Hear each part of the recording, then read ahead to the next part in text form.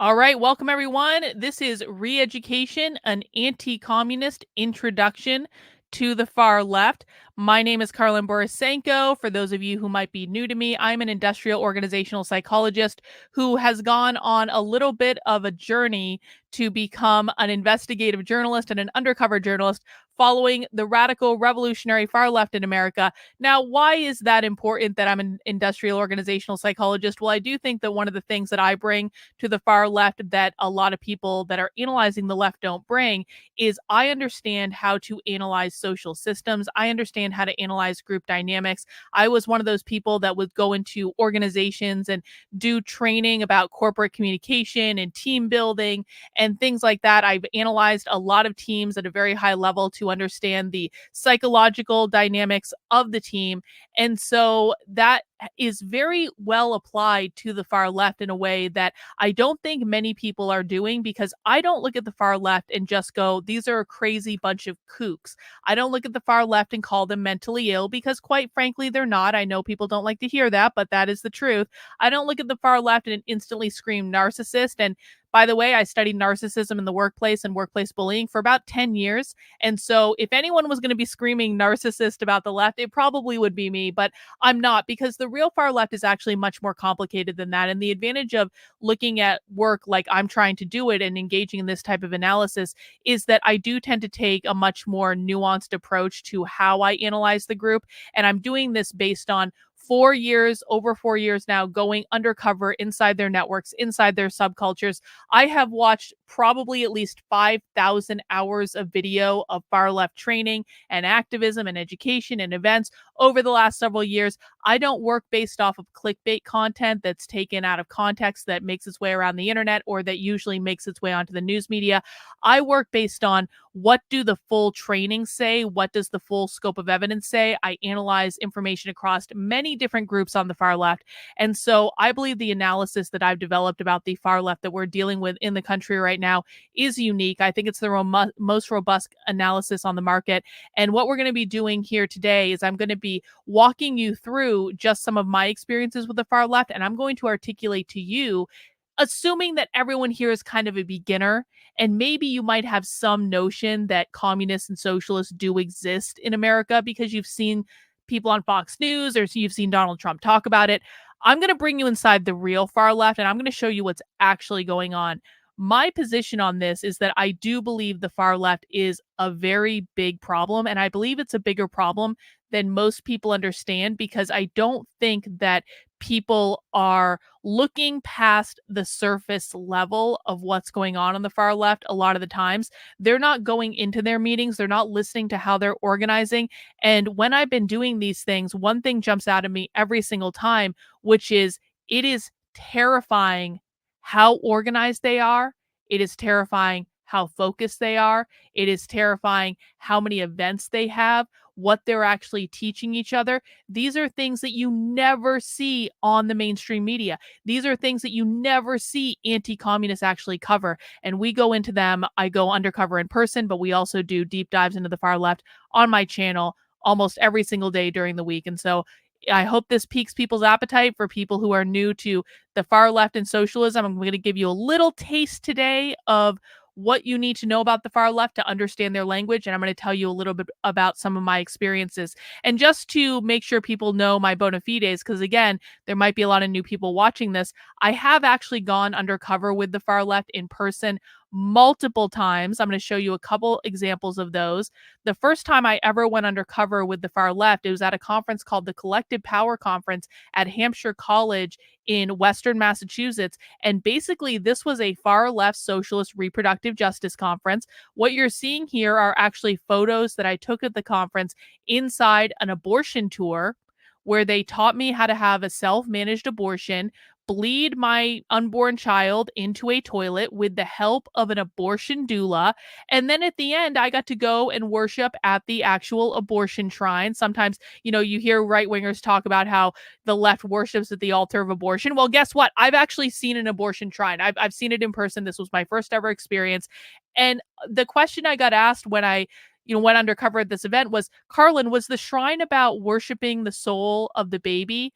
And I had to say no, because if you look closely at some of the elements on the shrine, and you can see in this image here on the right, there is actually an image of like a person with, it looks like her hands over her eyes. And what it says on the outside of that image, it's very, very small. I bet you guys can't see it, but what it says on the outside of this plate is, "Loving yourself is the greatest revolution."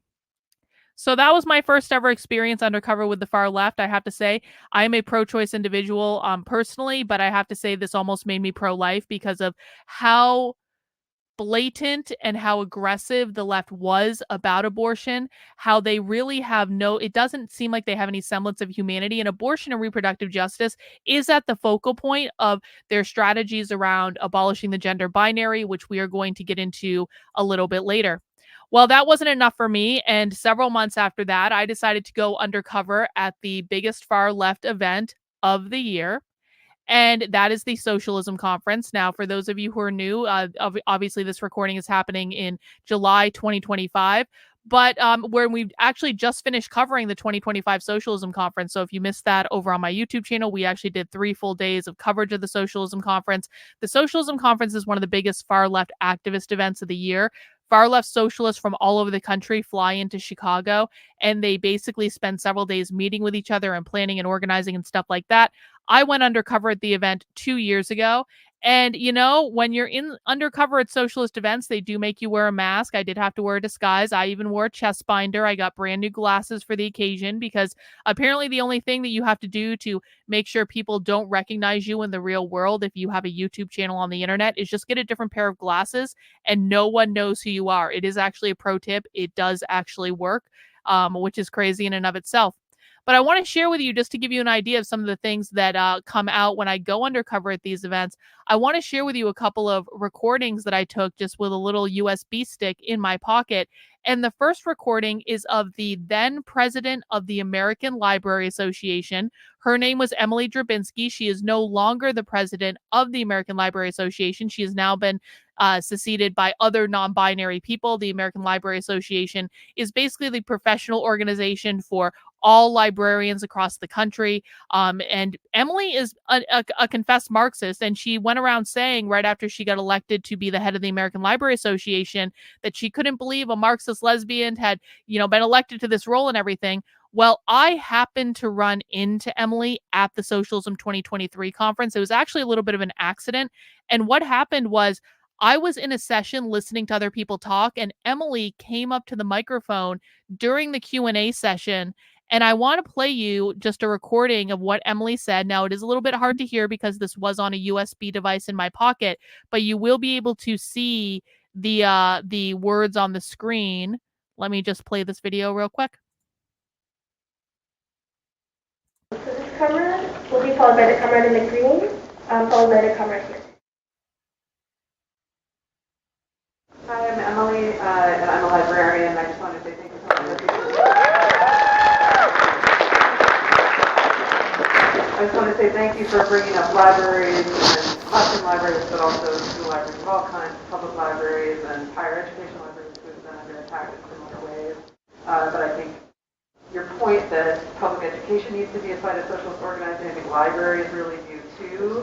And that I haven't seen that for the people that are working in libraries, but I think there's real opportunity here to both connect what's happening in public education, what's happening in libraries, but also we need some help in the libraries. We need to be on the agenda of socialist organizing. So libraries need to be on the agenda of socialist organizing, from the then president of the American Library Association. Emily wasn't the only person I ran into at the Socialism Conference. I also ran into a guy named Jesse Hagopian. Jesse Hagopian is one of our favorite teacher educators, and we follow him all the time. And here's what Jesse Hagopian had to say. We'll play his video next. All right. Thank you, everybody. I'm Jesse Hagopian. I'm a teacher in Seattle, and I work with Black Lives Matter at School and the Zen Education Project and Rethinking Schools. So I've actually got to Zoom in and do meetings with classrooms in Florida and with some bold teachers who invited us into the classroom in the tradition of fugitive pedagogy, and smuggling in contraband curriculum.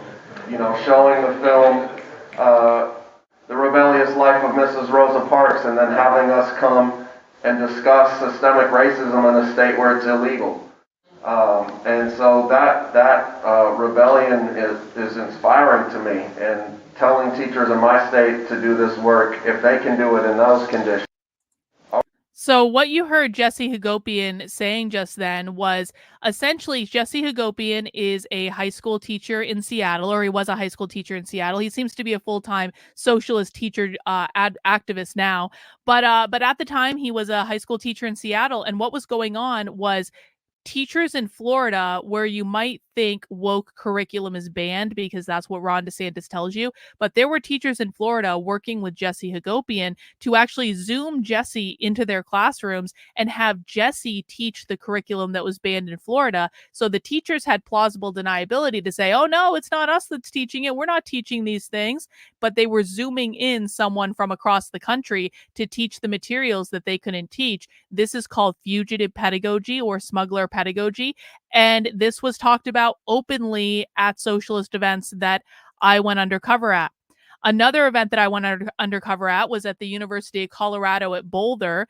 And this was a really crazy event because this was an event where I went to a presentation about how dissociative disorder, or some people might know this colloquially as multiple personality disorder, they did a whole presentation about how dissociative disorder is a literal gender identity. It's called system gender, in which you have multiple beings or entities inside of you, and they all have different genders, and apparently they all have different gender therapists as well. And that person was the system gendered person presenting at the conference. You might think that looks like one person, but that was actually two different people in the presentation. So two different of the alt identities actually presented this presentation, so they switched back and forth between them. There were a lot of people with multiple personality disorder in the room with me. I basically felt like I was surrounded.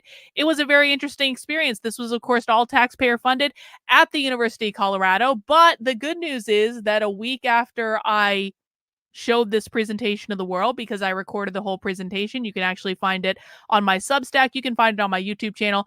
The University of Colorado decided to dissociate from this particular conference. It was called the Transforming Gender Conference after this. So I guess that was a little bit of win for the undercover work, but that was definitely a crazy event. And what I want people to know about this is events like this are not unusual. Events like this happen all over the country all the time. And we are actually very lucky in that most of the time, I don't even have to get on a plane and fly to these events, because the vast majority of the events that we go undercover at, or I'll use undercover rather colloquially, they're actually just virtual events because it makes sense for the left to use the internet to organize. It's cheaper, it's more effective, you can reach more people, you can do events over and over and over again, you can have as many people as you want in a room, you don't have to pay rental fees, you don't have to organize, food and drink and coffee and all that stuff that you might have to do with an in-person event. So the vast majority of leftist organizing actually does take place online to a really great degree. Now, that doesn't mean they don't do things in the real world.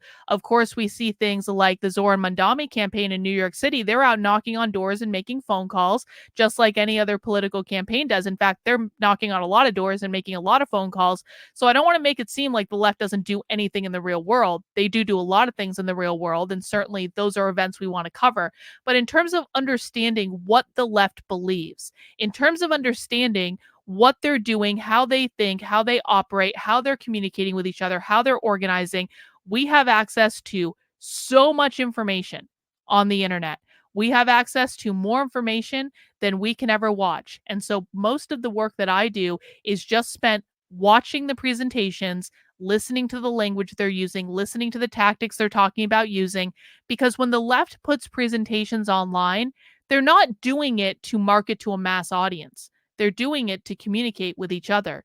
But people like us that are vehemently against what the left is trying to do, we can watch those presentations and we can learn from those presentations, and we can use that to try to get ahead of the left or outsmart them, or try to basically throw sand in their gears so that they at least are slowed down a little bit. I do believe the left is winning. People don't like to hear this, but I absolutely believe the left is winning. I believe they're winning big time. I believe it's not even close. And if we don't get smart about how we're fighting them and how we're learning about them, I don't think that we actually have a chance. So what I want to go over today is I want to give you some high-level information that you need to know, and we're going to watch some clips and stuff as well, but I want to give you some high-level information if you are brand new to following the left with me. You're going to need to unlearn everything you think you know. And we're going to go back to the beginning because there is so much disinformation out there that is simply unhinged from what the real far left is doing in the real world. So, the very first thing I want people to understand is, what are the goals of the left? What is the left actually trying to do? Well, there are four things that the left is always trying to do. And every single tactic that you see the left doing in the real world, from protesting to organizing to yelling in the streets to taking over public schools to taking over media to propaganda, every single thing that you see the left doing in the real world does come back to one or more of these four goals at all times. They are: gain as much power as possible, destabilize the system, attack capitalism, usher in their Marxist utopia. That is what they're doing. That is what they're doing at all times. There is nothing that the left does that does not meet one or more of those four goals. So let me go through those quickly, and then we're going to dig into the main one that we want to pay attention to today, which is goal number 3: attacking capitalism. So the left starts out by trying to gain as much power as possible. Essentially, the far left in America has been here for about 100 years, a little bit before that, but really kind of the start of the far left takeover of America happened in the 1930s when the Frankfurt School came over from Columbia University, a group of mostly Jewish intellectuals, and then set up shop at Columbia. Yeah, they came over from Germany. They set up shop at Columbia University in the 1930s. They came over much stronger after World War II. There were more people that came over and joined them. And essentially, this is why Columbia is like the home base for all of the encampment protests that you see, for all of the social justice protests that you see. Columbia is always very prominent because Columbia is very literally the epicenter of the left, and it has been for about 100 years. Once they took over Columbia, they started kind of branching out and taking over other higher education institutions as well, of course, starting with the Ivy League schools and then trickling down into, your lesser private schools and your state funded schools and all that. Currently, the left pretty much controls the academic side of higher education. They are the faculty. There are very few faculty members across all colleges and universities, with rare exception, that are not radical leftists. So what was the Frankfurt School trying to do? What were they trying to do by taking over the university systems? They were trying to gain as much power as possible by putting themselves into positions of institutional power that they could not be fired from. It is very important that people understand the difference between institutional power and political power, because people think that you gain power by winning elections. And sure, you do gain some power by winning elections, but political power is fleeting in that you have to keep winning elections to keep maintaining that political power.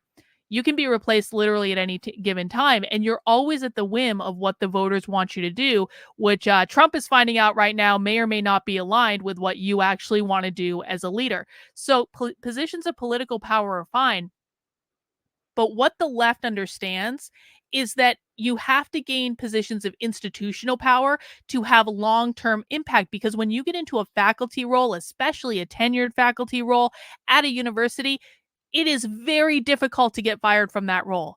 Once you get a teaching job at a public school, it is very difficult to get fired from that role. Once you get a government job, as Trump is, has been finding out, it is very difficult to get fired from a government job, even if you're not even doing anything. So, what the left does is they get themselves into these positions of institutional power across all major institutions, and then they just own that position. That gives them power to make decisions within the realm of that institution. So, once they have that power, what do they do then?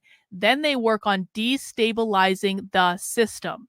So they make decisions and they enact policies that are fundamentally detrimental to the American dream, to what we're trying to accomplish, to even just being a functional country. People often look at the left and they say, why are they causing so much chaos? Why does it seem like they always veer towards chaos? Chaos is the goal. Destabilization is the goal. ultimately, what the far left wants to do is they do want to have a revolution in this country. They want to overthrow the federal government. They want to abolish the Constitution. They believe the federal government and the Constitution are capitalist documents. You're going to be hearing the word capitalism a lot tonight. And because they are capitalist documents and capitalist institutions, you need to abolish them to get where they want to go. And so they don't see destabilization as a bad thing. They in fact see destabilization as a feature of what they're actually trying to achieve, because you cannot overthrow the current system unless you fully destabilize it. Once they cause destabilization, what happens? Average people start experiencing pain. People don't like running into protests. They don't like having the roads blocked by the protests. They don't like, riots and setting fires to things. They don't like that people are shouting in the streets. They don't like that, inflation. They don't like DEI training. They don't like any of these things. The left starts to cause people pain until people start saying, hey, you know what? Things really suck. The Zoran Mandami campaign in New York City, by the way, is doing an amazing job of exploiting this pain to get people to vote for socialists, like literal socialists. What they're doing is they're saying, listen, things really suck right now. Do you know why they suck? Capitalism. Moving into goal number 3. Do you know why things are so bad? It's not because we got in and took over institutions and then just started screwing everything up and destabilizing everything. Things are so bad because of capitalism, because capitalism causes all of our problems. Capitalism is causing all your pain. And you know what we need to do? We need to get rid of capitalism and replace it with something else. And that something else, of course, is the Marxist utopia.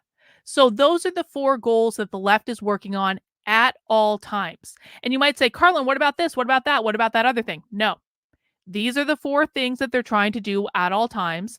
And every single tactic the left does achieves one or more of these 4 goals. So again, this is gain as much power as possible, destabilize the system, attack capitalism, usher in their Marxist utopia. And capitalism is always the target. This is a meme that went around Twitter. And actually, I have to give Reagan a shout out. Reagan's in the chat. This meme actually didn't originally look like this, because this meme actually used to have Palestine at the center of the issue. However, when we saw this meme, we were like, "Oh no. You've got it messed up a little bit." And Reagan actually took the time to make the meme more accurate. So if you've seen this meme running around Twitter where Palestine is at the center of it, that's not accurate. They're so close. Some people are so close, but what we're really going to talk a lot about tonight is how capitalism bleeds into everything.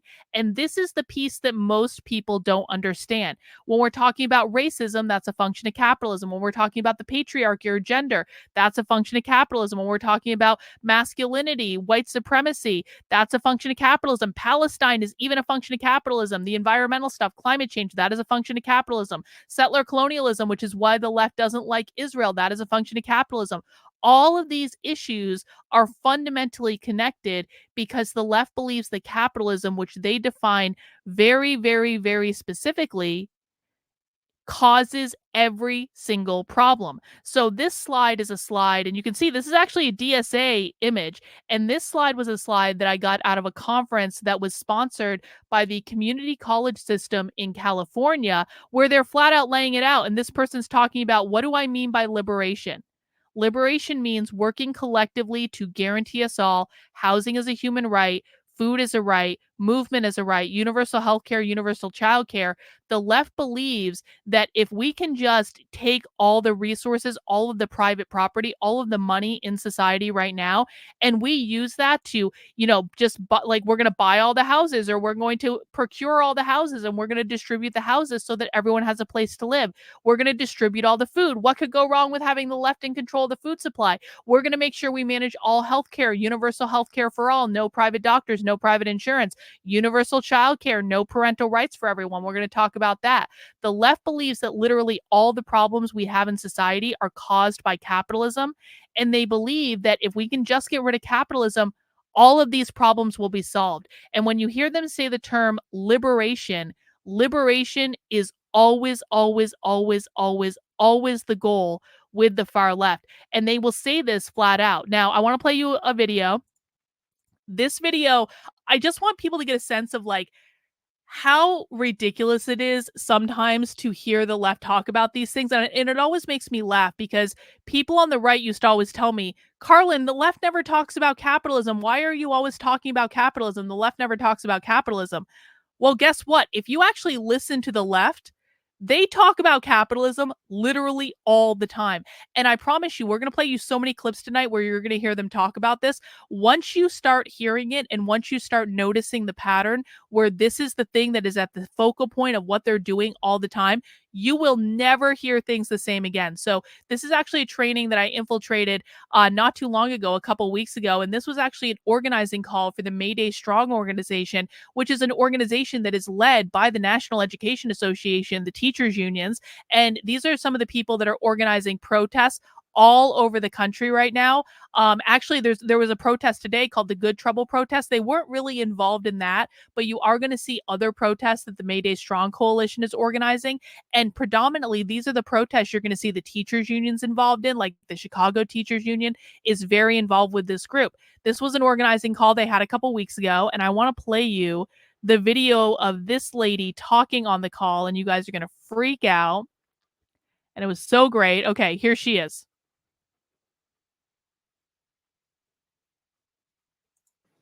Thank you for having me. And greetings, comrades. I greet you as comrades because I am coming to you with optimism, seriousness, as well as a revolutionary spirit. And I want to talk to you about revolutionary spirit in both the moment of revolution. This is a moment where we have to be willing to imagine big, to imagine bold, and to think beyond this current moment.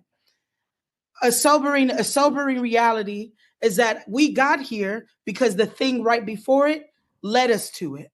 We cannot wish for the society of 2 years ago, of 3 years ago, of 5 years ago. We have to be willing to imagine something radically different because here is the truth. Any semblance of transphobia, patriarchy, white supremacy, capitalism are ingredients and recipe for fascism. If you don't get there quickly, you'll get there eventually. And that is what happened in front of us. We cannot allow these systems of oppression to exist. They are incompatible with our visions of freedom and our visions of liberation. And we have to be bold enough, courageous enough to imagine a different world and be willing to stake our very lives on it. And I am saying that to you very seriously and not in a dramatic term. Our lives are at stake. Our enemy is pro-war. They are pro-profit. They are anti-people and anti-planet. We are pro-people, pro-planet, pro-peace, right? These are our enemies. They intend to destroy us, our bodies, our lives, the planet, and we must be clear. And the way that we can ensure that we not only defeat the far right, which is absolutely our objective right now, but the way that we can ensure that we don't wind up in the same situation 50 years later, because what I know to be true is that we, the people, can defeat a thing. I come from a people that have defeated chattel enslavement on this very earth.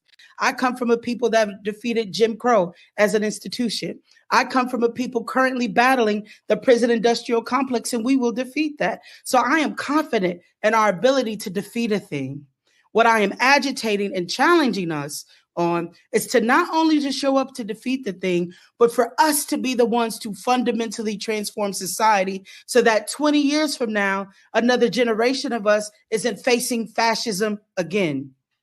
Again, we cannot look for the world of 5. So I'm just going to pause it there. I think you kind of get the idea about that. But listen, this person is talking about fundamentally changing society. That means a revolution against capitalism. That's what they mean when they say that. This person is talking about how capitalism is the epicenter of what they're doing. This person is talking about how capitalism is literally trying to kill them. And I really want people to understand this because this is not a small thing.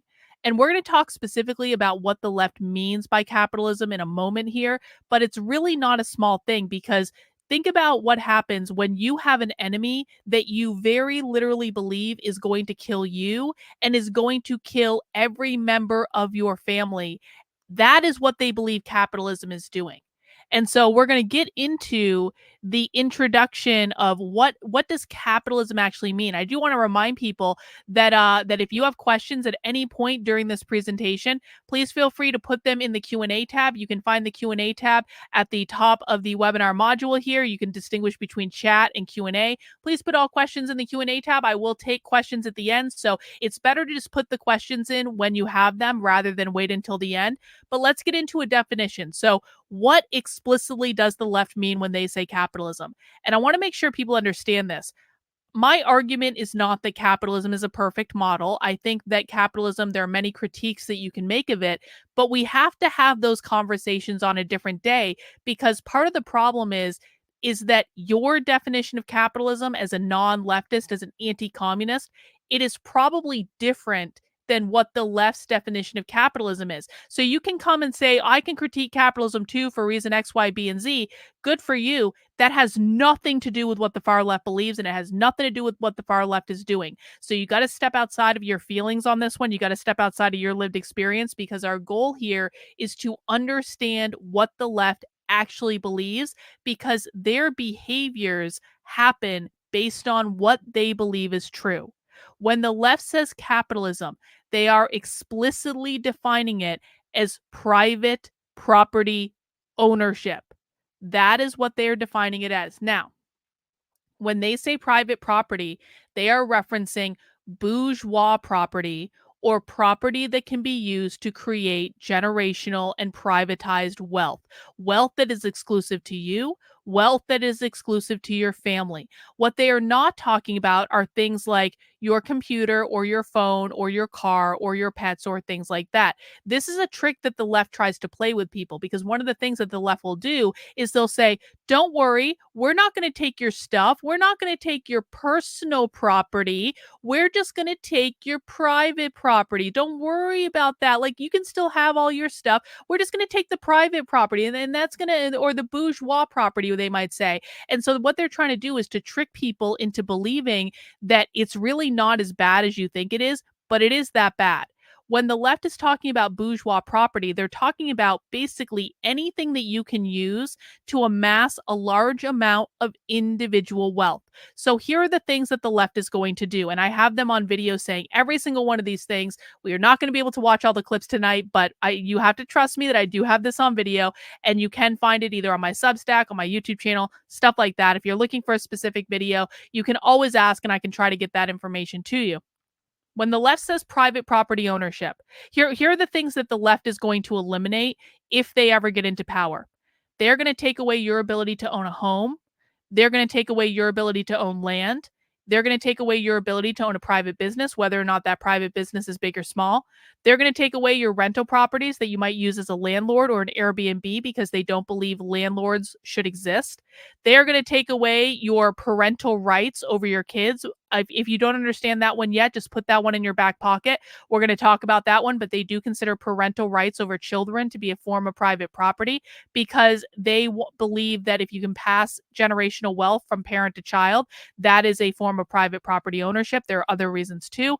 And yes, they do consider individual liberties to be a form of private property that, of course, you would not have once you move over to a more collectivized society.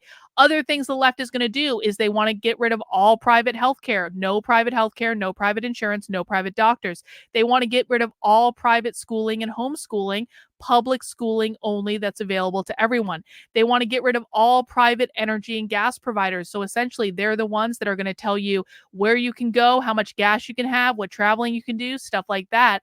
And yes, they do actually want to control the food supply.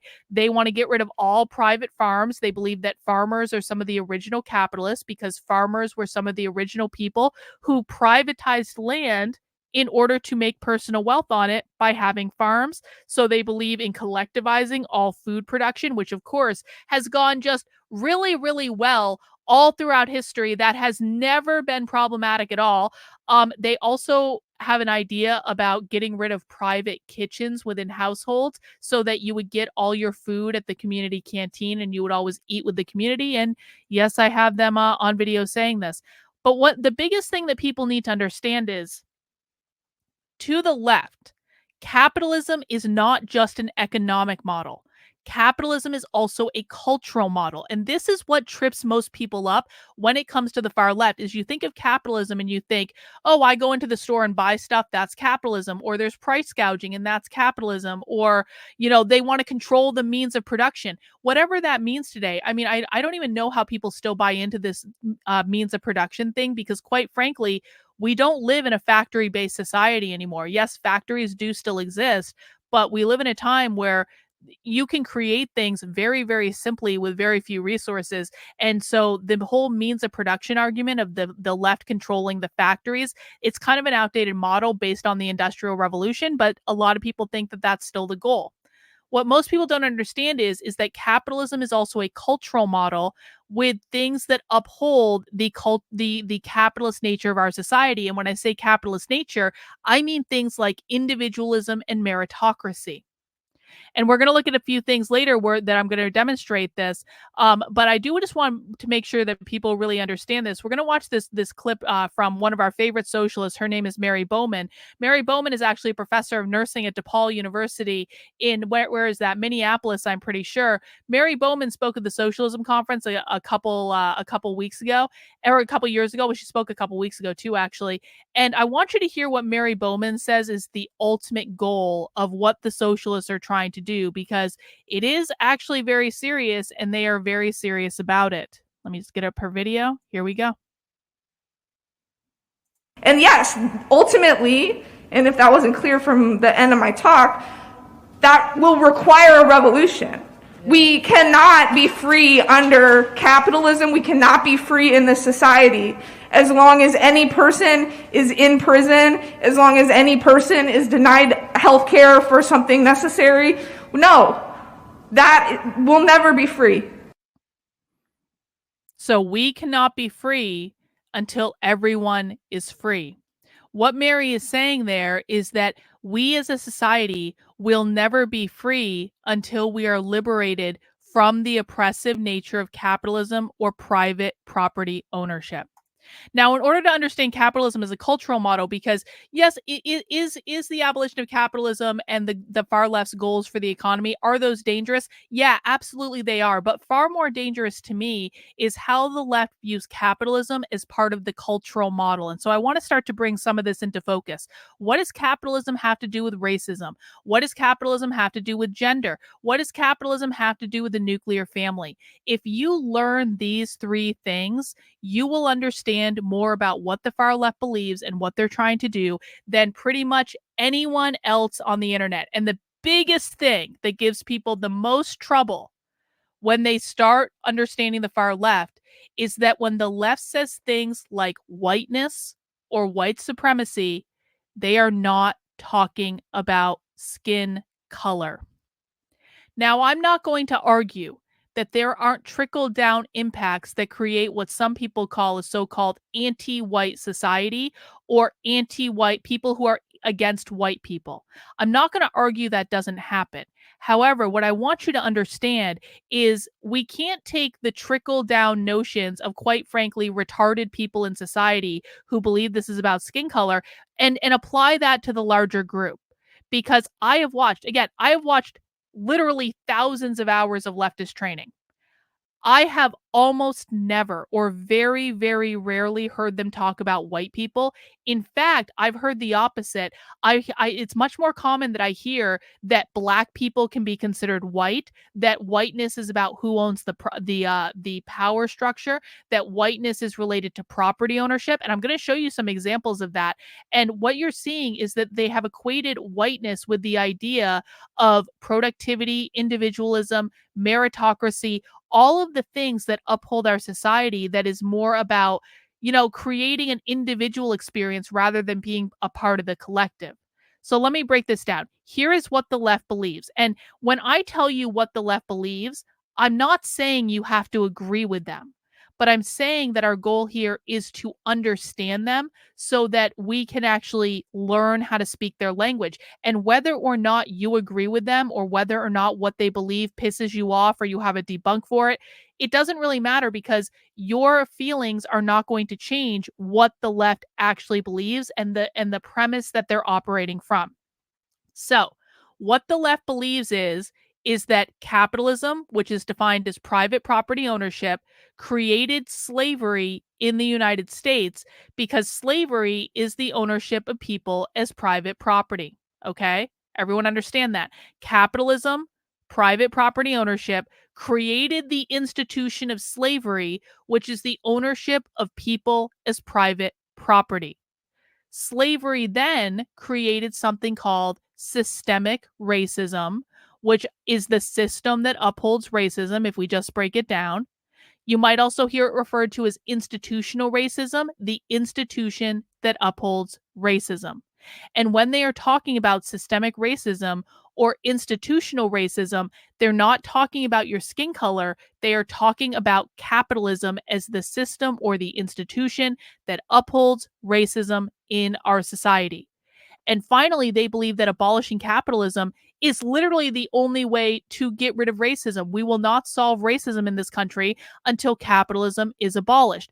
And by the way, this is actually in the dictionary. They changed the definition of racism in 2020 during the BLM riots to specifically reflect systemic racism or institutional racism. And even more than that, I actually wrote a book earlier this year. You can find it on Amazon. It's called A Brief History of Racism, where I actually laid out the development and the invention of the word racism, and I followed the evolution of the definition of the term racism since it was invented in 1902 in America. And I'll tell you what, the term racism has a long and storied history of being about the system or the structure. I have major activists, civil rights leaders, social justice people for decades and decades and decades explicitly saying that racism means capitalism and capitalism means racism. And so we see this over and over and over again. And I'm going to show you some examples in this. One of the most famous examples that most people are familiar with is this is a document that appeared in the Smithsonian Museum in 2020 called The Aspects and Assumptions of White Culture in the United States. Now, I just want to read some of the things that are on this flyer, and I know it's a little bit blurry. I apologize for that, but it is what I have. And I just want to read some of the attributes here so that you can understand this is not related to individual skin color. This is all related to the aspects of the left considers to be part of a capitalist society. So, number one, we have rugged individualism. Why would individualism be specific to people with white skin color? We have family structure. That is a reference to the nuclear family. We're going to talk about that in a little bit. Employs scientific method. Are you telling me that Black people can't employ the scientific method? Of course they can. It's not related to skin color. It's related to upholding the capitalist system. We've got things like work ethic. I mean, that's pretty on the nose for capitalism. We've got things like status and peer authority. That's all about capitalism. It's all about status, bourgeois. Things like time. They're not saying that Black people can't tell time. They're saying time, holding a schedule, punching it on a time clock that upholds the capitalist structure. Every single thing on this chart is about capitalism. It's not about skin color. And once you understand this, you can start to look at this information in a new way to say, oh, they're attacking something different than what I thought they were.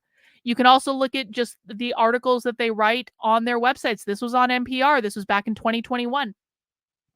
Understanding multiracial whiteness, and Trump supporters. What the F is multiracial whiteness? Are you telling me that any race can actually be white? Well, that's not true if whiteness is about skin color. It's only true if whiteness is about capitalism. We can also look at this headline from the Los Angeles Times, and I think this was back in 2020 as well. Larry Elder is the black face of white supremacy.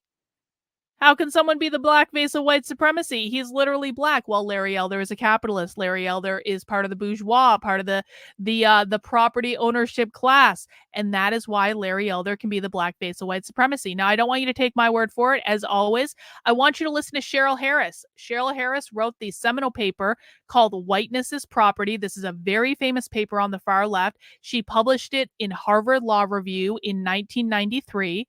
This is a speech that Cheryl Harris gave 20 years after the publication of her paper. I have the full speech on my YouTube channel. If you want to go and watch it, it is also just available on YouTube in general. She gave this speech in October of 2014, and I have two clips from this speech that I want to play for you to demonstrate this point that whiteness is not about skin color. It's really about capitalism. And we're just going to get into this first clip here. Let me just get the video.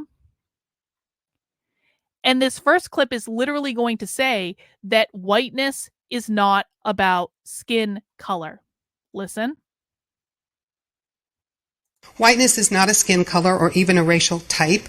It is a social relation constructed on exclusion, structural privilege, and its valorization. Whiteness is not a skin color or even a racial type. That's a little bit on the nose, isn't it? But Cheryl Harris got even more on the nose. And in this clip, you're going to hear her say, wait a second, Black people can be white too. Listen.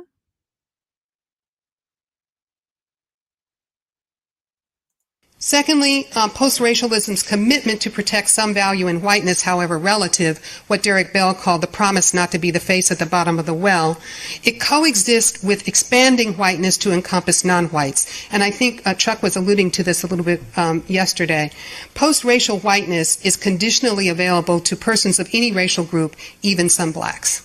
Post-racial whiteness is available to anyone of any racial group, including some blacks. I know this might be information that people don't want to acknowledge, but the fact is they are not talking about skin color. They are talking about the system.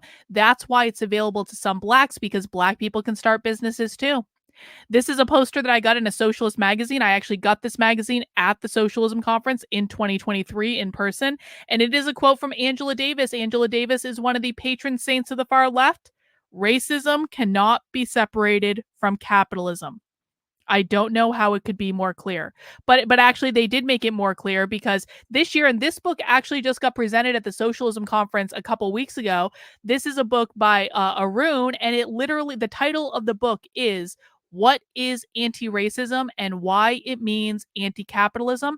And the thumbnail beside it, that was actually a video from the launch of the book. Anti-racism must mean anti-capitalism.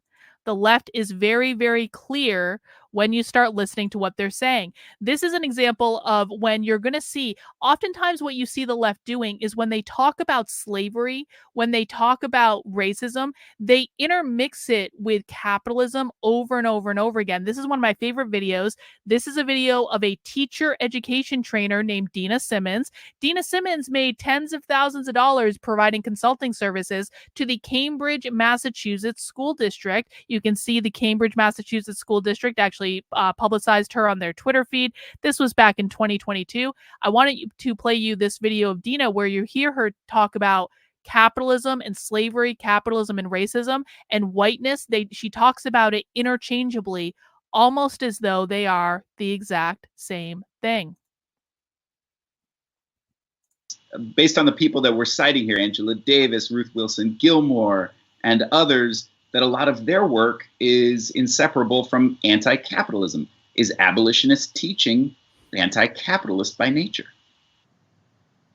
Abolition is anti-capitalist by nature. You know, we know right now that capitalism is the structure that we are under. And so we're going to use this structure to our best ability. But what we also know is that capitalism will not free us. And you got to remember that this country was built off of stolen Black labor, and that all of those folks who are positions of power who have that money, you got it because you stole it. You know, and I think, you know, it's always so funny. Can I throw money at that? I'm like, yo, that money's mine. Like, that money is mine, actually. You stole it, you know. And I think, of course, you know, being, you know, an abolitionist is anti-capitalism, right? Because there's a connection between capitalism and slavery in this country. There's a capitalism between, you know, how communities like redlining were built to disenfranchise people, how, you know, the hierarchy of structures in organizations, who gets paid and who has the power to say this, that's all capitalism. And honestly, to me, that's whiteness. And we have to eradicate whiteness. We have to abolish whiteness as well. And Last word, Goldie. So could not be more clear. Talking about anti-capitalism, anti-capitalism. To me, this is capitalism, and to me, that's whiteness, and we have to abolish whiteness. They are using the terms completely interchangeably, because to the far left, They are interchangeable. Now you might say, Karlyn, are they referring to skin color in this instance? Are they referring to skin color in that instance? There are almost no instances where the left is referring to skin color. I mean, again, it does happen every once in a blue moon where they actually are talking about skin color. When you recently saw the South African president get called out by Donald Trump in the Oval Office for specifically targeting white people for murder, that was actually about skin color. South Africa is a completely different thing. And so I don't want people to be confused, because people see this footage from South Africa. That is legitimately about skin color, but we are not South Africa. We are America. We have different problems. We have different activists. They have different philosophies. And so just because something is happening in South Africa doesn't mean the far left in America is following South Africa. I promise you they're not. They never even talk about South Africa. So another example of this that people might be familiar with is, of course, you look at things like the Black Lives Matter movement. What was the Black Lives Matter movement actually about? What did they actually want? Well, they wanted the abolition of the police, defunding the police, abolishing the police. That was their main argument. They set fire to a police station in Minneapolis. They commandeered a police station in Seattle. It was all about defunding the police, abolishing the police. Why do they want to get rid of the police? Well, the police are one of the primary targets. They're enemies of the left. They hate the cops. They hate the prison industrial complex. They very literally want to abolish all prisons and free all criminals, because they believe that that there will be no crime, or very reduced crime, in a post-capitalist society or the Marxist utopia. And the reason they hate the police so much is because they actually believe the police are the managers or the upholders of private property. And they believe the start of the police in this country, going back to capitalism creating slavery, they believe the start of the police in this country was to apprehend runaway slaves by the property owners. So the start of the police was to apprehend the runaway private property and return it to the owners, okay? And this is an example of a tweet that was sent, I think, back in 2020, where they're actually giving 8th graders in schools assignments to teach them that the police are the same as the KKK. And you can actually see it demonstrated here, where you've got the police are the slave masters, and they're selling the slaves, and they're the slave catchers. And then they're the KKK, and then they became the sheriffs, and then they became the police. This is the evolution that the left sees for the police. So that is why they don't like them. They believe they are the managers of private property. Again, we're looking at capitalism not just as an economic model, but also as a cultural model. Capitalism upholds all of the norms. Now, we're going to move into the part of the presentation on gender and the nuclear family, because you want to talk about capitalism as a cultural model. Your head is going to explode when you see some of the videos that I'm going to show you around gender and around the nuclear family. So I want everyone to we're going to watch this video first, okay? So, you might think that the term queer is related to being gay, or you might think the term queer is related to being trans. It is neither of those things. Queer is a positional term that is defined based on its opposition to normativity. Normativity is a word that you hear on the left an awful lot. Normativity essentially means the norms that uphold capitalism, the norms that uphold our society. And in the case of gender and the nuclear family are the two primary norms that the left is attacking all the time, specifically within queer ideology, to try to undermine capitalist society. So the first thing I want you to do is I want you to hear from the left themselves. This is actually a clip from a show on the Discovery Channel called The Book of Queer. So it's a very it's out there in pop culture, and they're explicitly going to tell you that queer is about being against the normal, the legitimate, the dominant. It's not about being gay or trans. It's about being against the norms that uphold society. So listen to the video. Howdy, I'm Eric Cervini, the Book of Queer's resident homo historian. Welcome to the footnotes. You may have noticed that we haven't labeled Abe gay, because that wouldn't make too much sense. Why? Because sexuality, just like race and gender, is what we call a social construct, or a concept that we as a society just came up with. And during Lincoln's time, the idea of a homosexual hadn't yet been conceived or constructed in the English language. For hundreds of years, people didn't agree on a word for men who loved men. And given all of these changes in language throughout history, that's why we love the word queer. All it means, in the words of queer theorist David Halperin, is whatever's at odds with the normal, the legitimate, the dominant. And hey, we may even come up with newer social constructs to describe ourselves in the future. After all, they're really just figments of our collective imagination. Social constructs are just figments of our collective imagination. Well, that includes gender. Because the reason you see so much fuss about trans ideology in school, queer ideology in school, it's not actually about getting the kids to transition their gender, although that is something that they're doing. And, thankfully, the Trump administration is now issuing orders to try to put a stop to that, because, of course, that is going to go down. Kids cutting off body parts and getting on hormones is going to go down as one of the greatest atrocities inflicted on humanity when they look back on this in the future. Of this, I'm absolutely sure. But what I want you to hear is, although that is abhorrent and we definitely want to stop that, that's actually not the goal of what queer ideology is doing. When the left is pushing things like drag queen story hour, the left is not actually trying to sexualize your kids. They're not trying to turn your kids into drag queens. When the left is pushing these ideas, what they're trying to do is to teach your children that gender does not exist. They're trying to teach your kids that gender is a social construct, that it was a social construct that was created by capitalism. So again, this is what the left believes. They believe that capitalism created the social constructs of men and women.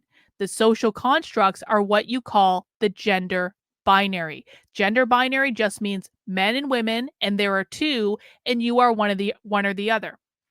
The left believes that capitalism, private property ownership, created these social constructs when they put men in the workplace, where they had access to all the power and all the money, and women in the home doing the unpaid labor of raising the next generation of proletarian workers in the nuclear family. We'll talk about that in a sec.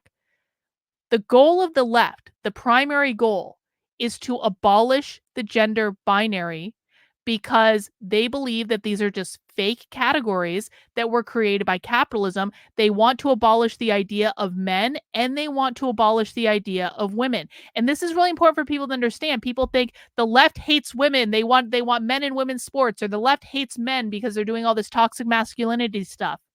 The left doesn't hate men over women. They don't hate women over men. They hate gender. They hate all gender. They don't want men to exist. They don't want women to exist, because that is a binary. So when you're seeing things like these crazy pronouns that are being introduced, or you're seeing things like non-binary, what does a non-binary they, them identity mean? Non-binary literally means no binary, because the left believes that in order to abolish capitalism, they need to attack the gender binary, because the gender binary is one of the things that upholds the nuclear family, which we'll talk about in a second. The nuclear family being the reproduction mechanism of capitalism. We talked about abortion when I told you I went undercover at an abortion conference earlier in the presentation. The reason that the left is shout your abortion up until birth and all that stuff is because they believe that abortion liberates women from the reproductive roles forced on them by capitalism within the gender binary. And they're not overt about this. I've covered stories that no one else has covered on the internet, like the story of Tufts University studying non-binary 3-year-olds to try to reverse engineer how to convince people to be non-binary. I've actually covered, do you guys know there's a specific groomer middle school in New York City that is exclusive for trans and non-binary students? I covered that a couple years ago. And actually, since I covered that, and I'll play you this video, the trans non-binary school in New York City has actually grown. They've released marketing materials. And let me just show you what is going on with the kids in the trans school in New York City. Hang on. Here it goes.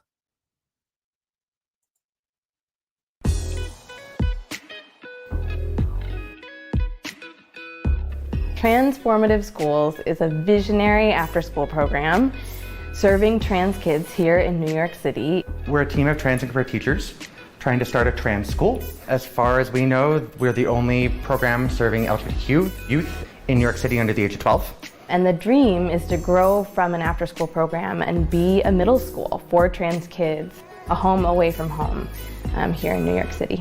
The space that we're creating is one where kids feel safe and seen and understood. We've been working with students ages 9 to 15, doing classes everything from engineering to yoga to computer coding to art. We also do a bunch of policy and advocacy work. We've gotten involved with the Community Education Council, which is New York City's version of a school board, and we're showing up at those school board meetings and protecting trans kids and building community, and I feel very proud of that work. And also seeing the parents feeling the support of having a space that oftentimes these kids don't have in their schools is really important for us. Visibility matters so much. When kids see you, they understand that your existence is enough because you're here, and them being able to see you means that they get to exist and they get to see themselves become doctors, become teachers, become activists, become whatever it is that they want to. If they don't have anyone that they can see doing this work and being alive and doing this work, then they don't know that their futures are possibilities. And so we are their possibility models. I think we live in a scary time in the world right now, in that trans people, particularly trans kids, are under attack. And I am incredibly proud to be able to do all this work to try and stand up for them and try and make their lives easier. Trans kids deserve trans schools! So I do think it's significant that they called the schools transformative schools, because when the left uses the term trans, they don't necessarily mean transition your gender from man to woman or woman to man. What they actually mean is transform gender or transcend gender. So you'll see the left talking a lot about transforming gender, which means abolishing the gender binary, moving beyond the gender binary. And we see this stuff like this show up in just everyday trainings that take place in workplaces. This is a training that was funded by the Washington, D.C. mayor's office a couple years ago. And you can see in this training, just on this slide here, they're talking about dismantling gender spaces. What can we do to dismantle gender spaces? They're talking about dismantling the idea of there being two genders. I also covered this federal government training a couple years ago, where this was a federally funded government training that literally taught that if you go into a school classroom and you write, there are only two genders on the chalkboard, that is a form of harassment. And I'm going to play you a video of that clip so you can hear that. Here it is. And then we're required to intervene if we witness discrimination, harassment, right? I know at school sometimes when we say the word bullying, our brain just shuts off. Like, don't talk to me anymore about bullying. But if we're talking about on that one, what the law says in intimidation, that's kind of like the lowest bar right there, the lowest hanging fruit. Intimidation, what does that look like? You know, if a student walks into a classroom and says, there's only two genders, and writes it on the board, as I've been getting calls about when we start school again, right? Kids come back from the summer and they've got a lot to say. That's intimidation. That's harassment. We have a duty to intervene. But how do we do it? How does our staff know how to do it, right? We have to give them those tools. Most of our staff have not been trained. Even you all here today who found out about this because you're in this work, you're looking for it, like 75% of you, this is your first gender identity training, right? So you can see how these ideas go from being crazy ideas on the far left of gender is a social construct of capitalism. Well, who's ever going to buy into those ideas? Well, apparently the federal government bought into those ideas, at least during the Biden administration, because this was a literal teachers training that took place in Orange County, California in September of 2023. And we found it live on the internet with only a couple of views on it. So this is how this stuff makes its way into the real world. All of a sudden, you've got teachers that are telling students in schools, you can't say there are only two genders. And the reason that's happening is because they want to abolish the gender binary. They want to abolish the idea of men and women. They want kids to believe that gender is fluid, that you can change your gender as easy as changing an outfit. That's what Drag Queen Story Hour is all about, showing these cartoon-like characters that dress up in frilly dresses and sparkles, and all of a sudden they can change their gender. And that is why they're teaching kids this ideology. You don't abolish gender by issuing a law. You abolish gender by getting into the public schools and teaching kids when they are very, very, very young that gender does not exist. So why do they want to abolish gender? What is going on there? What is the goal of abolishing gender? Well, in order to understand that, you have to understand the nuclear family. Now, most people know the nuclear family is absolutely a target on the far left, and we're going to watch a lot of clips to that effect. But you have to understand why it's a target, because it's not just that they hate their parents. That's not what it is. It's not just that they have mommy and daddy issues. It's not just that, they believe the nuclear family is like a normative thing, although they do. The big reason the left wants to abolish the nuclear family is because they believe the nuclear family is the literal means of production of capitalism. So talk about the means of production, talking about controlling the means of production. I mentioned earlier, it's kind of absurd to think of the means of production today as the factories, because although factories do exist, there are a lot of things that are produced in society outside of the factory model, right? How is capitalism produced? How is capitalism reproduced? How is capitalism fed? How is capitalism perpetuated? The left believes that this is all because of the nuclear family.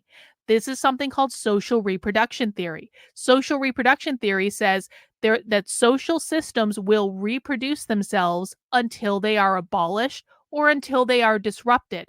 The left believes that the nuclear family is the literal means of production of capitalism, because women who are oppressed by the patriarchy have kids. They do the unpaid labor to have children within the nuclear family.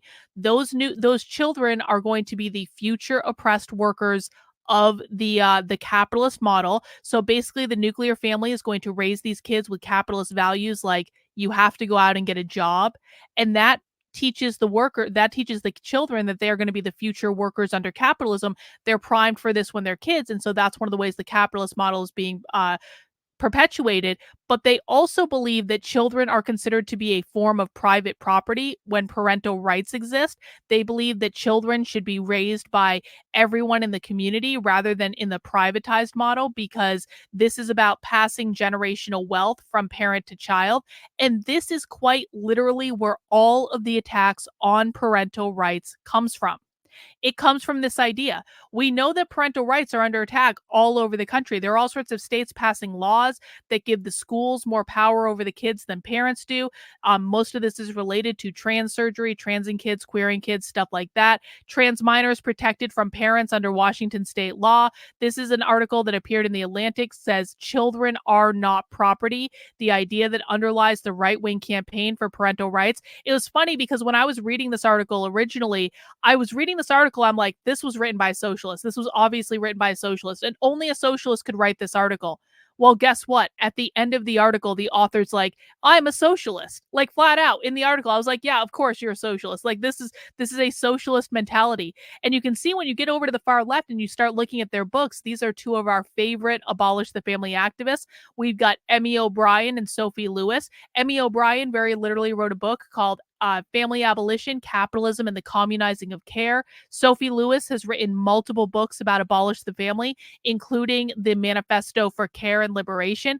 If you come to my streams on YouTube or Rumble, we watch Emmy O'Brien and Sophie Lewis an awful lot. These ideas are very, very pronounced on the far left. And I do just want to play you several videos of different leftist trainings that I've been in to demonstrate this fact. So the first video that we're going to watch is actually Sophie. Sophie is our queen. Sophie is our ginger dragon. We love watching Sophie because Sophie just says the quiet part out loud literally all the time. And so I want to play you this clip of Sophie talking about parental rights. Yes, it's true. What the far right says, feminism wants to abolish the family. To hell with family values, and all capitalist value for that matter. And fuck parents' rights. My hunch is that just beyond the horizon, beckoning to those of us who want to hear it, there is a world of relationship no longer strangled by scarcity and no longer held hostage by economics. Thank you. No longer held hostage by economics. That kind of seems like a reference to capitalism to me, doesn't it? The next video I want to show you is again of one of our favorite socialists, Mary Bowman. This is again in Mary's talk at the Socialism Conference in 2023, where Mary is going to flat out tell you that she thinks destroying the nuclear family is a pretty good idea. But some of their fears may be legitimate, because destroying the nuclear family through sexual liberation and queer relationship anarchy sounds pretty great. Destroying the nuclear family through sexual liberation and a queer relationship anarchy sounds pretty great to Mary. I also love this clip that we're going to show from the Denver communists. The Denver communists flat out said that children are a form of private property. Let me get this clip up real quick. Listen to this.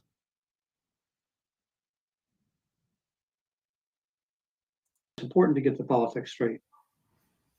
So to understand the transition period, we must first of all understand what the goal is. So just briefly, Karl Marx was a revolutionary. His goal was the replacement of capitalism by communism, not the superficial modification of capitalism. His critique of capitalism was extremely radical, covering gender and sexual relations, the relations of people to the environment, the overcoming of all forms of oppression, the radical democratization of all social relations, the abolition of all states, the elimination of private productive property, and the private ownership of children. He foresaw an international society with no money. Hang on. What was that?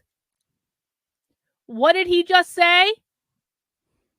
Not only the elimination of private productive property, but also the private ownership of children. Did everyone catch that? Don't worry. We're going to watch it again. Hang on. Hang on. We're going to go back a little bit. Yep. Private ownership. I keep telling you guys, when they say private property, they mean parental rights. This is why there are so many attacks on parental rights. All of the attacks on parental rights are coming from this idea. It is literally in the Communist Manifesto. Everyone owes me a $2 super chat.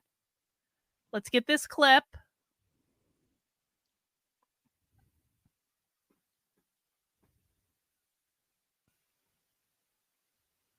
That was like 20 seconds into the video. 20 seconds. Get the politics straight. So to understand the transition period, we must first of all understand what the goal is. So just briefly, Karl Marx was a revolutionary. His goal was the replacement of capitalism by communism, not the superficial modification of capitalism.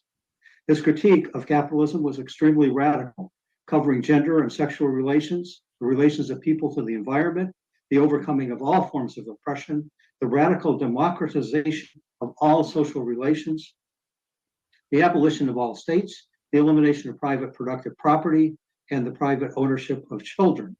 He foresaw an international society with no money, no prisons, no oppression, no exploitation, no economic classes, and no borders. All this was connected at its core to the seizure of economic and political power by the working class, those who worked for a wage. All right. Is everyone clear? Everyone clear? I said a lot of the quiet parts out loud in that one, didn't they? Not only about the nuclear family, but also about all the other things that they consider to be problems under capitalism, including borders. Of course, you can't have private property without having borders. That is why the left is attacking ICE currently and trying to sabotage everything they're doing. But let's focus back on the nuclear family. We can talk about borders another day. That's just another little aspect of what the left believes. We're not going to cover that today. As a reminder, guys, if you have questions, please make sure you put them in the Q&A tab. I will be taking all questions. We are almost through our full presentation, so I will be taking as many questions as you guys have in the Q&A tab at the very end. I do have a couple more clips I want to show you. This is a clip, again, this is a conference that was hosted by the Community Colleges of California. So this was a taxpayer-funded conference in California where they are explicitly talking about queering the nuclear family and how problematic the nuclear family is to them. The nuclear family is that restrictive family model that consists of two differently gendered adults in a fertile monogamous relationship, living together and raising their biological children. So in other words, a monogamous heterosexual couple and their offspring living together. And that nuclear family vision was constructed to fit the needs of a capitalist, heteronormative, patriarchal, and white supremacist society. It was built in the 19th and 20th century for an industrialized capitalist system. One person stays at home to do the unpaid labor, so the other can work as many paid hours as possible. In sociology, we call this the breadwinner homemaker model. It's patriarchal because women are expected to stay home, work for free, and be economically dependent on men. It naturalizes a version of femininity as fixed and satisfied with this nurturing role, and a version of masculinity that is fixed and that rejects care work in favor of taking care of business. It's heteronormative because it naturalizes that differently gendered division of labor, plus other pillars of heterosexuality like monogamy and separation of friendship and romantic relationships. It's part of white supremacy because it centers a family structure that's most common in white families and stigmatizes other types of families, whether they be extended or dispersed or single parent households or matriarchal structures, etc., that are more common in BIPOC and immigrant communities.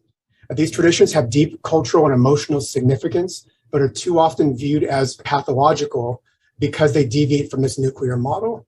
So as we can see from that leaked Roe v. Wade decision, like they're coming for all of our rights. They're trying to force everybody back into a heteronormative patriarchal box. But the model they're trying to force us all into has been unraveling for decades. Even straight people are bailing on it. Next slide, please, Rob. So across sexualities and gender identities, people are increasingly seeking relationships of love and intimacy and care that exist beyond these heteronormative family structures. This is what Judith Stacy and others have called queering the family. So this nuclear family model is not able to meet people's economic, cultural, or emotional needs. It was never intended to.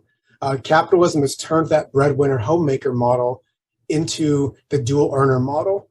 All adults work outside the home to pay the rent, buy groceries.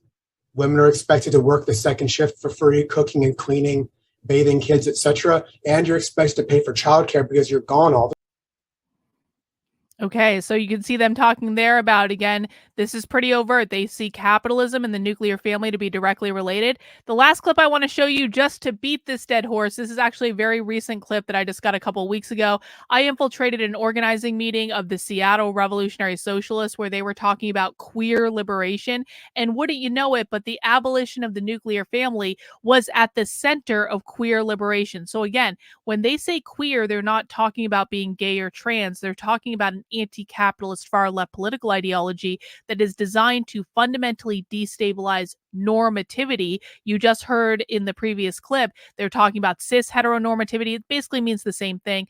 These mean the cultural norms that uphold capitalism. So anytime you're talking about abolishing gender, anytime you're talking about abolishing the nuclear family, what they're trying to get at is the cultural model of capitalism. And you're going to see these Seattle Revolutionary Socialists say this overtly in their talk about queer liberation.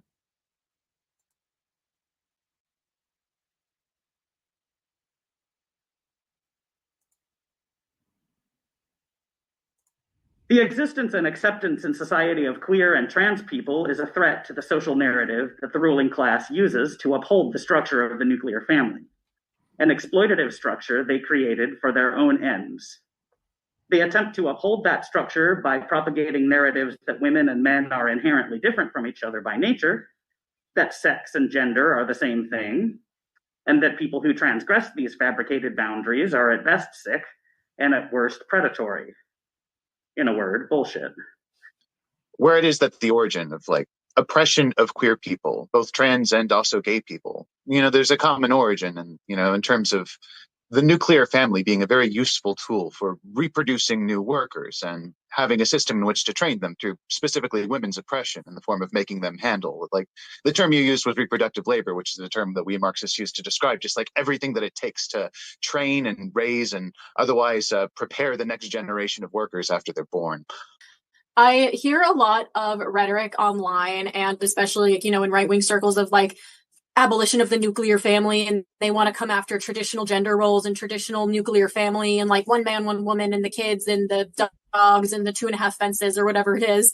And they kind of paint it as if that husband, wife, 2.5 kids, and a golden retriever is like how it is, how it's always been, and how like it's just human nature. It's just the way it is.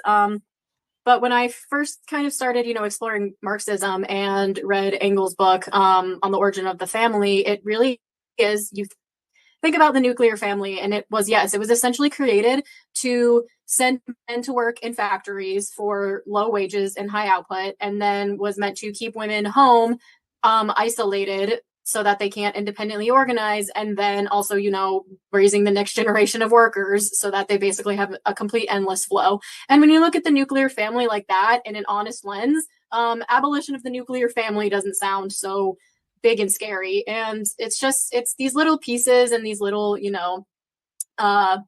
specific phrases that get taken out of context to make Marxism seem like this kind of evil, scary thing. But in reality, abolition of the nuclear family is part of liberation for women, liberation for queer people, liberation for trans people. So yeah, I think that's a really interesting topic. Thanks, y'all.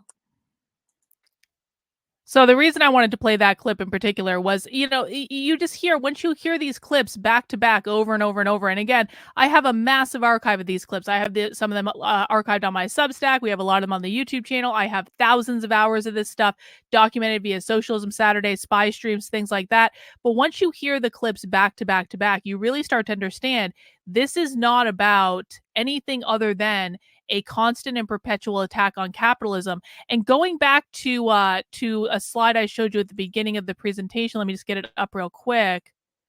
What I want people to understand, because a common question I get is, well, Karlyn, if everything means capitalism, if everything relates back to capitalism, then why don't they just say the word capitalism? And, that might be a fair question. But what you have to remember is, and I think this chart or this meme kind of shows it pretty nicely, it's not just one aspect of capitalism. Capitalism has many aspects that influence society. And what they're trying to do, and what the term intersectionality means, if you guys have heard that term before, a very popular term on the left, intersectionality is kind of known to mean all the different ways that you are oppressed. But I would say intersectionality is all the different ways you are oppressed by capitalism, because the left believes that capitalism quite literally created all oppression. And so when you're talking about racism and whiteness meaning capitalism, when you're talking about the patriarchy, the gender binary meaning capitalism, when you're talking about settler colonialism, which we didn't talk about today, or Palestine, which we didn't talk about, these are related to capitalism. When you're talking about environmental social justice, these are related to capitalism. What they're doing is they are attacking capitalism from multiple different vectors. So it's not as though they can just use the term capitalism for all of this, because whiteness is a specific aspect of capitalism. The patriarchy or the gender binary is a different aspect of capitalism. Settler colonialism is a different aspect of capitalism. That's about stealing land from indigenous people and privatizing it for exclusive use of the capitalist or the bourgeois. Palestine is related to capitalism because it is a decolonization effort. They don't care that that Israel is Jewish. This has nothing to do with anti-Semitism or Jew hate.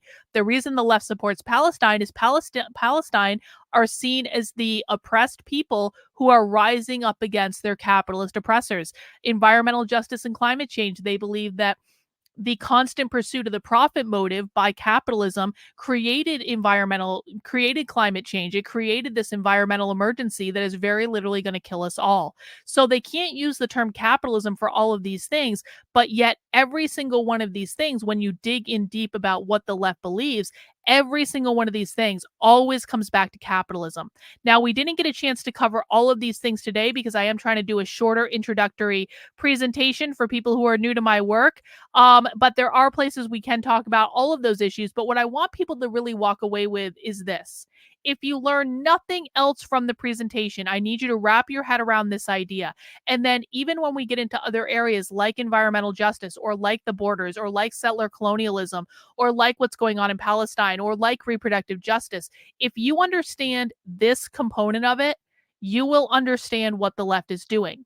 What the left believes is that capitalism, whiteness in this case, created the gender binary created the nuclear family, and the nuclear family upholds capitalism.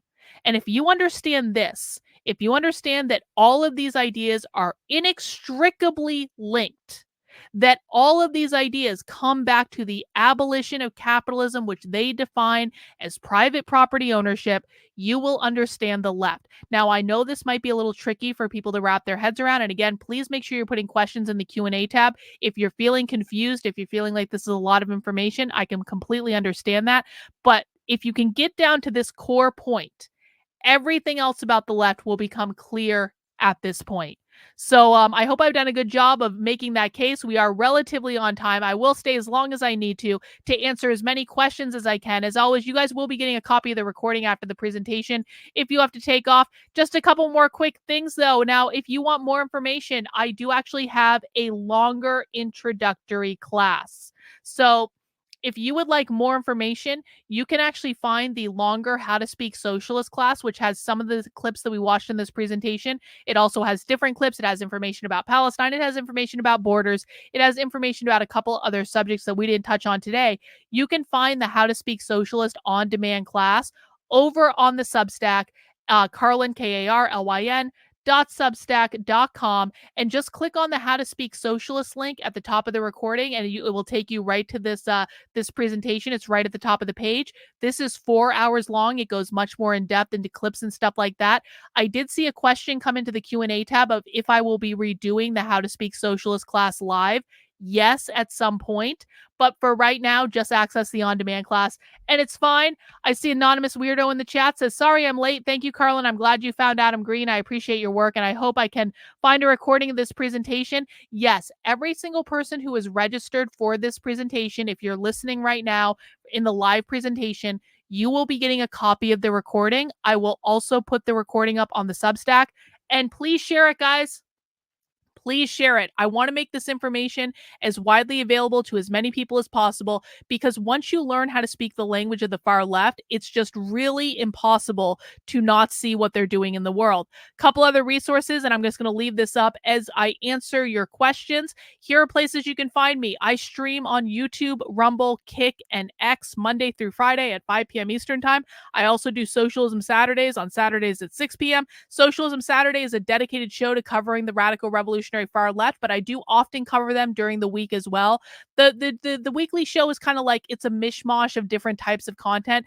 Oftentimes we do cover the far left. Sometimes we might cover other stuff as well. So make sure you're subscribed on whichever platform is your favorite platform. YouTube tends to have the best chat for my content, but you can subscribe on whatever platform you like. You can also find and support my work over on my Substack and on decodetheleft.com.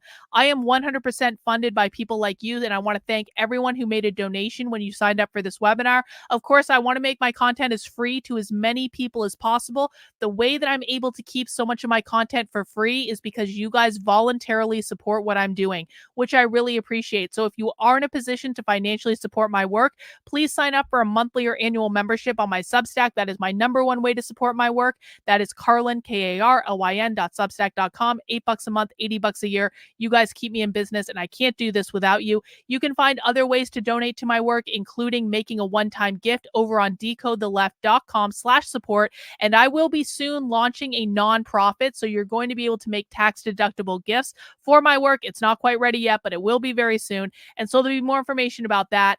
But for right now, if you want to support my work, those are my best options. If you would like to bring this presentation to a group in your community, and I'm willing to zoom into different community groups and kind of do this stuff relatively low cost, or if you want me to travel somewhere, of course, you're going to have to pay for that. But like, if you just want me to zoom into your meeting or your group, just reach out. Schedule a time. I'm more than happy to bring this presentation if you have local Republican groups, conservative groups, parent groups, just a big group of friends that you all want to see this presentation. Let me know. I will be doing more live presentations that are open to the general public as well. So keep an eye on the Substack, keep an eye on the website, and you will find opportunities to sign up for those. And with that, I'm going to leave that up, and I'm going to go ahead and start going through the Q&A tab to take questions. If you have questions, please put them in the Q&A tab. It is the only tab I'm going to be looking at for the rest of the presentation. So I'm just going to go down. Let's see.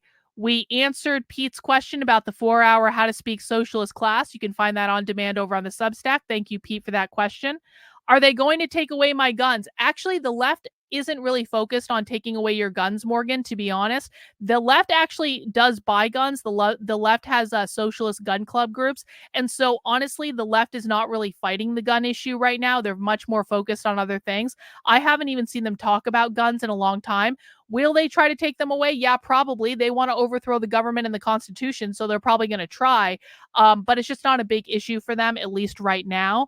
That's not to say it hasn't been in the past, but right now it's not something that they're really thinking a lot about.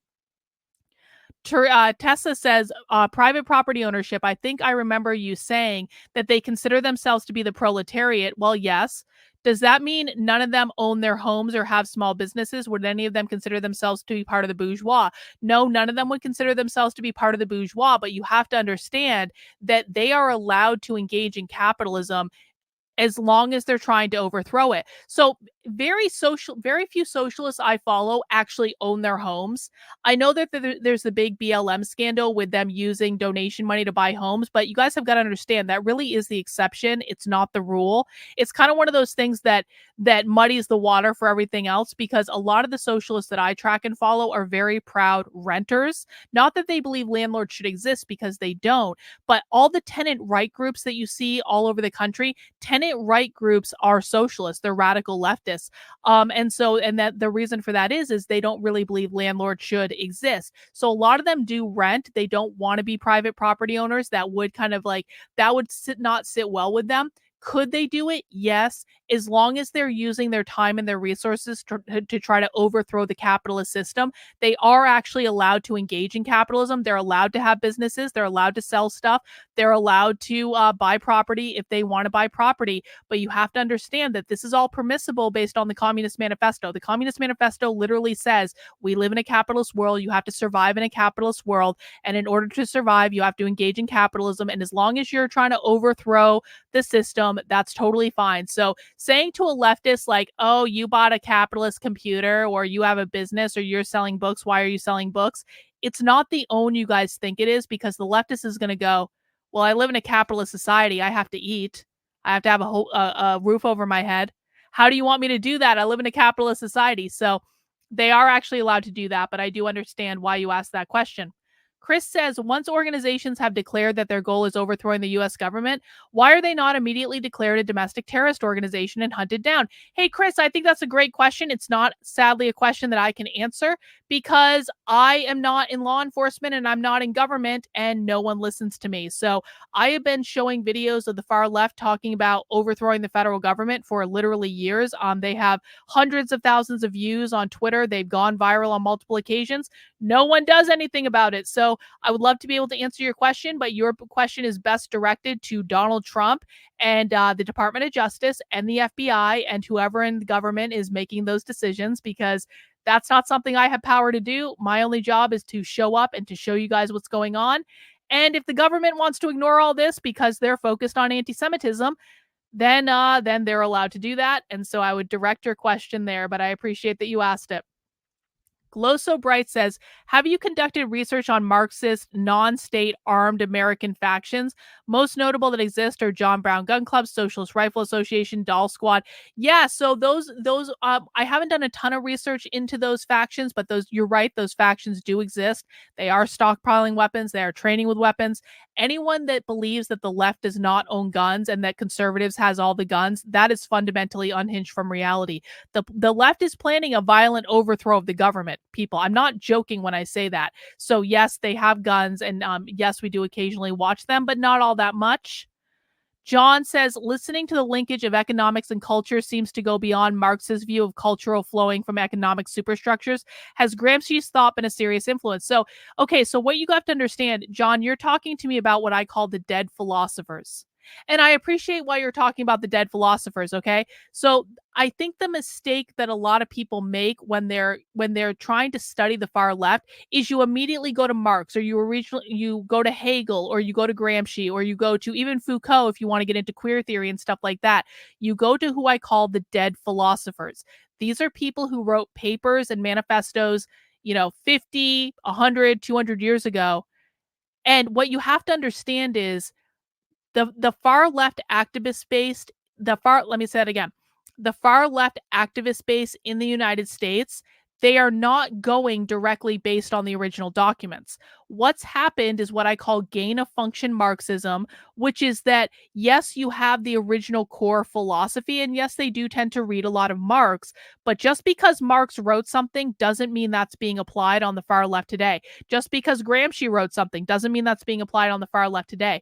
The reason I have the methodology I do with only watching leftist trainings, I don't actually read any of the philosophy unless I absolutely have to. The reason I only watch leftist trainings is I have this crazy idea that if the left is not teaching something to each other in the real world, then that thing is probably not relevant. And this is what I think a mistake that a lot of commentators make is that they go back and they find a random paper that was published in some random academic journal 50 years ago that says really crazy things. And that paper might be crazy and it might be fun to read. It doesn't mean that paper is influential on the far left. Just because Marx wrote something doesn't mean it's influential on the far left. I think today we're dealing with an ideology that has mutated. Again, this is why I call it gain-of-function Marxism. It has mutated into a weird mishmash that is not necessarily directly stemming from people like Marx and Gramsci. So I can't answer your question of like specific papers or ideas that they have because that's not how I study. I just look at the far left trainings in the real world. I look at the documents they're publishing today, and I base my ideas around what they believe based on the content that they're creating now. Any evidence of Frankfurt School influences? Yeah, we talked about that earlier in the presentation, John. Frankfurt School is definitely one of the origins of this. They set up shop at Columbia University in the 1930s, and that has become one of the epicenters for social justice activism and stuff like that.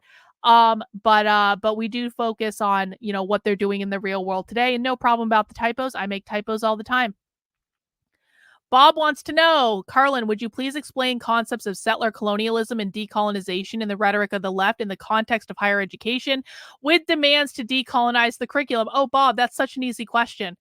Thank you for that complicated question, Bob, that has nothing to do with any of the content I presented tonight. Okay, I'm being a little facetious. But, okay, so the idea of settler colonialism, okay, if we go back to the left wanting to abolish capitalism because they believe that capitalism is defined as private property ownership, settler colonialism is the idea of an external group coming in and stealing indigenous land and privatizing it for their exclusive use under capitalism or the bourgeois. That external group almost always tends to be European in nature. So it's like, the UK going in and creating an empire. The UK were the settler colonists in India. The United States are considered to be the settler colonists. We are considered to be the settler colonists in the United States because the settlers came in and took the land from the Native Americans and put the Native Americans on reservations, and we colonized the land in the United States. That's one of the reasons the left wants to overthrow the government and the Constitution is the United States is considered to be a settler colonial nation. Israel is considered to be a settler colonial nation. They consider Israel to be the ones that came in and stole the land of the Palestinian people, privatized it, made it exclusively for Israeli use. That is why the left is against what's going on with Israel. It's not because they're Jewish, it's because they stole the land from the Palestinians. In the context of higher education, this gets a little complicated. In the context of higher education, essentially, the left believes, so you got to remember, so the left does have a lot of power within the university system, but their power is primarily on the academic faculty side. There is another side of higher education, and I worked in higher education for about 10 years. There's another side of higher education that basically is the administration side, and the administration and the faculty fight all the time. And so when we're talking about the colonization and the decolonization of higher education, what that tends to be is the faculty and the students, who are usually radical revolutionary leftists, fighting to overthrow the capitalist demands of the institution. An example of this might be that the left is pissed off that colleges perceive the job of the college to produce future workers. So if you go to a college website and they have something like, 98% of our students get a job within 6 months of graduation, what the left would say is, you're looking at college as a way to prepare people for the workforce. You're looking at college as a way to prepare people to perpetuate the capitalist model. That's what they might mean when they're saying decolonization. It's removing capitalism from the institution. They may also say decolonize the curriculum, which is to only tell stories from the perspective of the proletariat or the oppressed, not from the oppressor point of view. This is the basis of Howard Zinn's People History of the United States. So that's kind of what they mean. I will go into that more in depth in another class or another stream, but I do appreciate you asking the question. Brian says, saw your presentation on animism. Well, that's different than this topic. Have you researched the origins of progressive social movements? Okay, I do not recommend Tick History. I'm going to be honest. So, Brian, I see you recommending Tick History in the comments. I do not recommend them. Hang on one second. Hang on. Getting a phone call, giving a presentation. We'll call you right back. Hang on. So I don't recommend Tick History. I did watch one of Tick History's videos, and honestly, I found it to be so absurd. And it sounds like it's the video you are referencing in the question, which is the video about Gnosticism. It was absurd. Maybe Tick History has some really good videos that I haven't seen, but that one was not hinged into reality at all. So no, I don't recommend that one. Reagan has a question. I have two quick questions that newbies might be thinking about when they start learning this. See, Reagan's always so helpful. Thank you, Reagan. And happy birthday. Everyone in the chat wish Reagan a happy birthday. Again, she is spending her birthday here with us trying to teach people about socialism. Reagan is a tireless warrior to try to get this content out there, and I really just appreciate her. Number one question. You see socialists with expensive laptops and engaging in capitalism.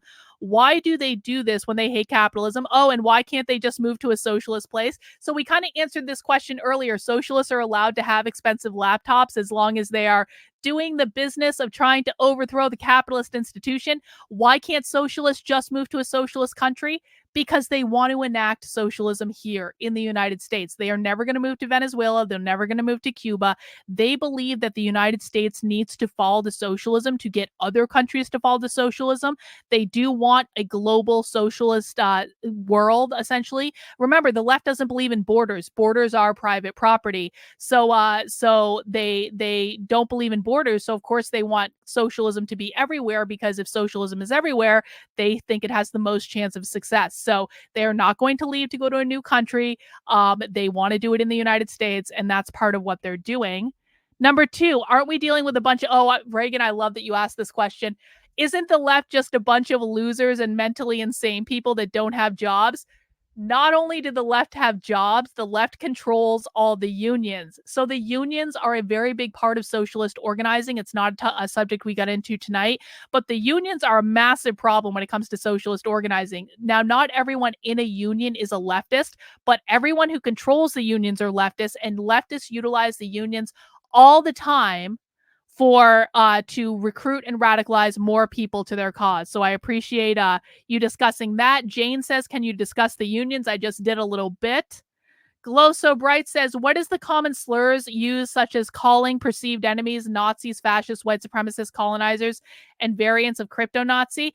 I mean, those are kind of all the words that they use. But what you have to understand, Glow So Bright, is literally all of those words are references to capitalism. So Nazis, fascists, white supremacists, colonizers, crypto-Nazis, literally all of those are references to capitalism. So I would just not pay attention when anyone calls you a name, honestly, because you just got to learn how to deflect that stuff. It doesn't matter. Victory over symbolism. Does the confusion with CRT, critical race theory, originate from the left? Well, no, critical race theory is all about studying systemic racism. So systemic racism, again, is the system that upholds racism. If you get into the woman that we saw in the presentation, Cheryl Harris, who wrote the paper Whiteness is Property, she's a critical race theorist. If you look at, she studied with Derek Bell. Derek Bell is one of the original inventors of critical race theory. And so when you're talking about critical race theory is all about understanding systemic racism in this country. Systemic racism is a reference to capitalism, because systemic racism is the institution that upholds racism. And again, anytime they're talking about whiteness within critical race theory, they're talking about capitalism. If you, again, read my book called A Brief History of Racism, I actually go through quotes from several critical race theory scholars where they're flat out saying it's capitalism, capitalism, capitalism, capitalism, capitalism over again. So that's a good resource there.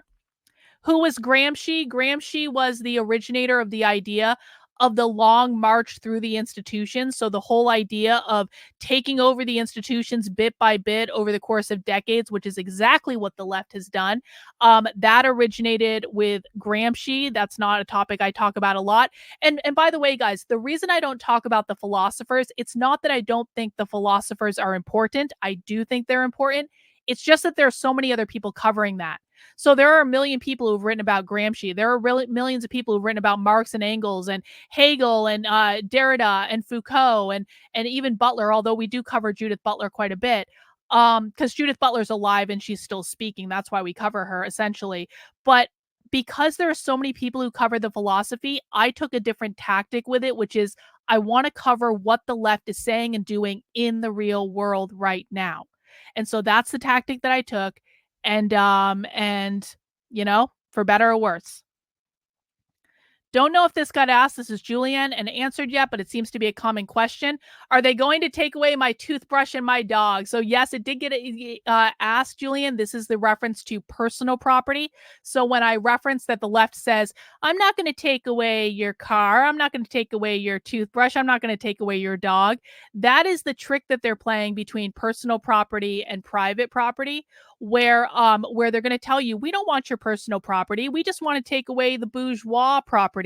Well, the bourgeois property means your ability to own a home, your ability to own land, your ability to own an apartment rental, your parental rights over your kids, all that stuff that we talked about earlier.